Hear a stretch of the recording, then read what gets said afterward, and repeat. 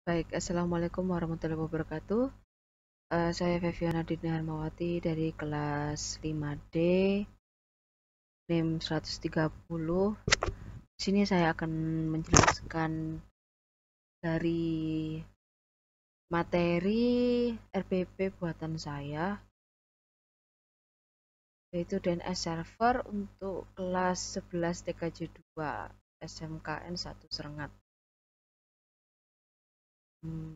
Pertama, sebelum masuk ke DNS Server, kita perlu ketahui dulu setiap kali akan mengakses suatu halaman di internet, user biasanya mengetikkan nama domain yang ingin diakses. Contohnya seperti Facebook, Instagram. Mungkin sekarang ada aplikasinya. Kalau menggunakan browser, kita perlu menginputkan yang namanya domain seperti www.com.co.id, ya seperti itu ya. Seperti contohnya ini, www.facebook.com.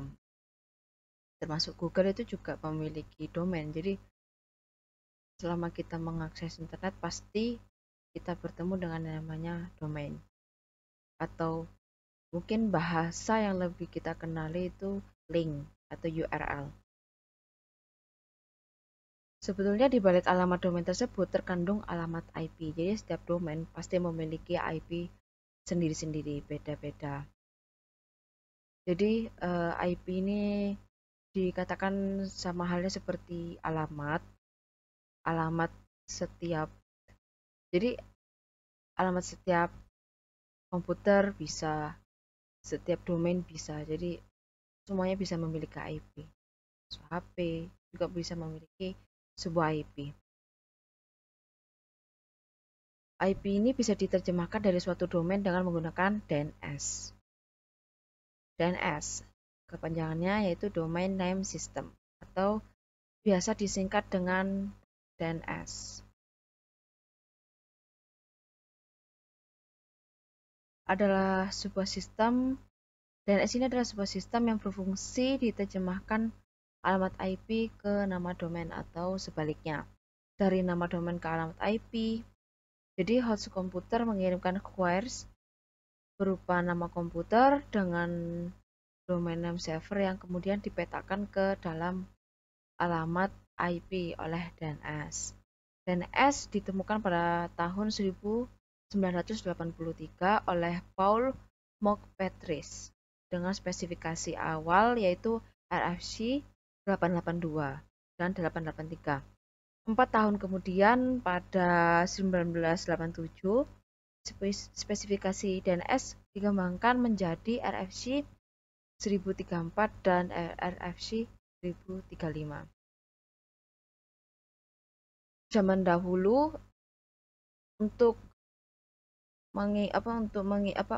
perlu yang namanya untuk mengingat IP setiap domain. Jadi untuk zaman sekarang tidak perlu yang namanya seperti zaman dahulu itu lagi ya untuk mengingat-ingat yang namanya IP. Karena IP itu kan bersifat suka berubah-berubah gitu ya. Kalau sekarang tinggal kita mengingat alamat dari domain itu. Fungsi DNS ini pertama itu melakukan identifikasi alamat komputer dalam suatu jaringan. Apa itu? Setiap komputer yang terhubung dengan jaringan internet pasti memiliki alamat IP tersendiri. Dengan adanya DNS, maka jaringan internet kemudian dapat memetakan komputer tersebut sebagai bagian kecil yang terhubung dalam jaringan. Yang kedua, ada sebagai penyedia alamat IP bagi tiap host. Ya, pada dasarnya setiap pengembang website membutuhkan sebuah host agar websitenya dapat diakses di kalangan umum. Dengan adanya DNS, alamat IP dan tiap host akan dapat teridentifikasi sehingga tiap host akan memiliki alamat IP-nya masing-masing. Yang ketiga yaitu melakukan pendataan server email. Setiap kali server mail bekerja baik untuk menerima atau meneruskan sebuah email, maka data-datanya akan dimonitor oleh DNS. Selanjutnya ada mentranskripkan nama domain menjadi IP address. Seperti yang saya jelaskan tadi sebelumnya ya. Jadi setiap domain itu memiliki alamat IP dan itu sifatnya bisa berubah-ubah. Setiap website di internet memiliki domain tersendiri seperti .com, .org, .id, dan sebagainya. Melalui browser, biasanya terlihat adalah alamat sebuah situs dalam bentuk domainnya. DNS dapat menerjemahkan domain menjadi IP address dan sebaliknya. Yang terakhir yaitu mempermudah user untuk tidak perlu mengingat alamat IP. Ya, tidak perlu seperti zaman dahulu lagi ya. Jika tidak ada DNS, maka jaringan tidak akan mampu mengakses alamat yang diketikkan pada web browser. Misalnya saja ketika kita ingin mengakses www.google.com.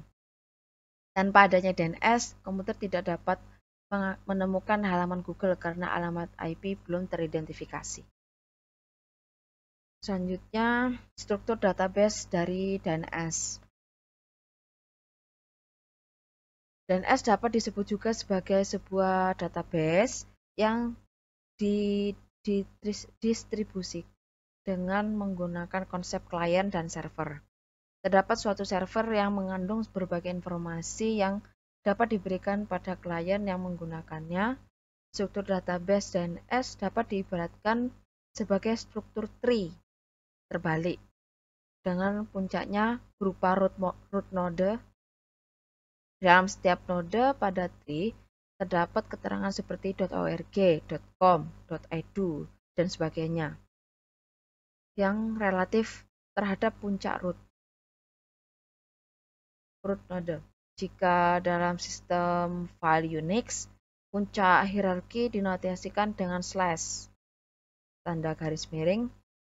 Pada DNS dinotasikan dengan tanda titik. Selanjutnya bagaimana cara kerja DNS? DNS resolver adalah klien yang merupakan komputer pengguna, pihak yang membuat permintaan DNS dari suatu program aplikasi.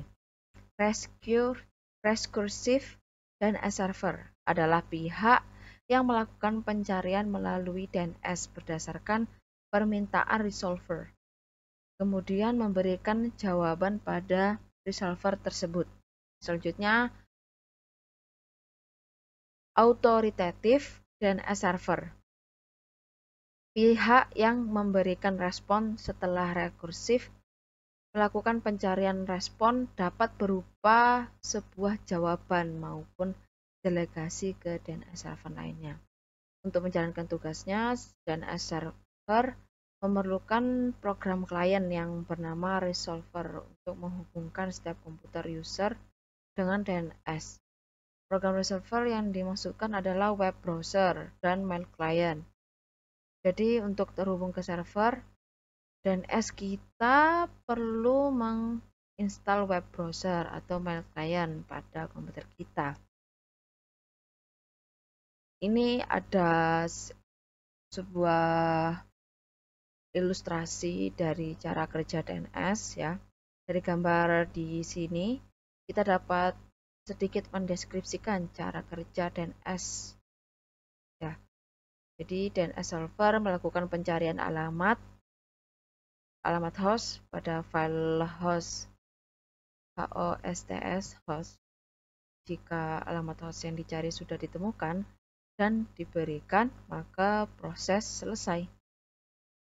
Dan selanjutnya DNS solver melakukan pencarian pada data cache yang sudah dibuat oleh resolver untuk menyimpan hasil permintaan sebelumnya. Bila ada, kemudian disimpan dalam data cache, lalu hasilnya diberikan dan selesai.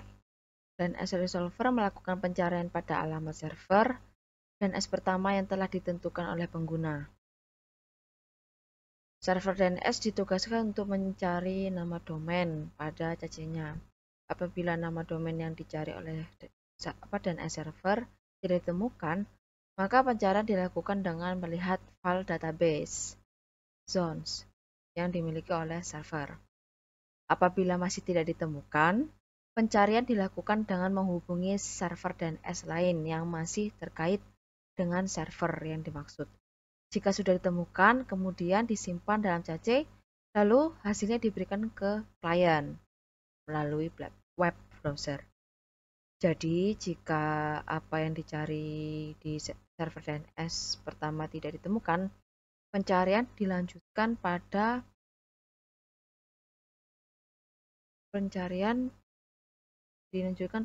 server DNS kedua dan seterusnya.